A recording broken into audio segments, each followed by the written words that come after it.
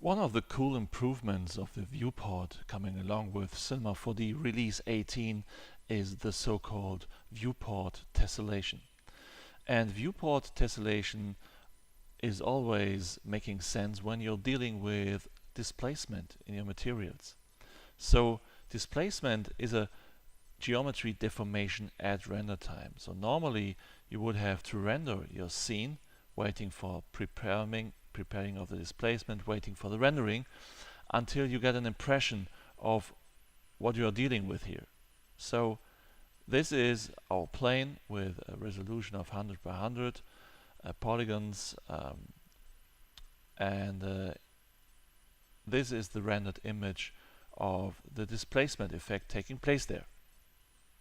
So the viewport tessellation is simplifying that process of evaluating the displacement of your material. You just have to activate it in the viewports menu under options and go to tessellation.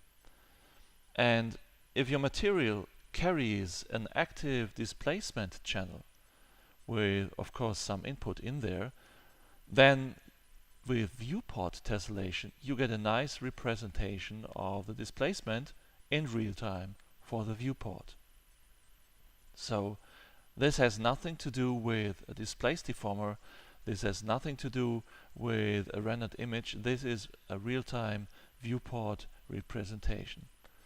So remember, you have to have an active displacement channel in your material.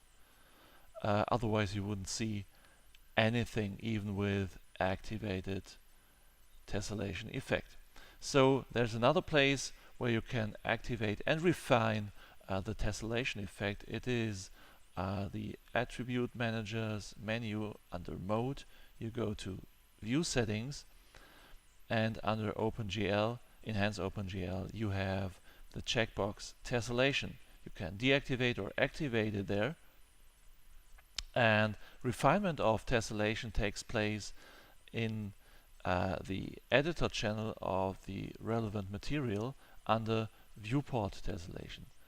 Let's hide this for now. Okay, viewport tessellation. There you have just a few options. Two of them are about the resolution of the effect.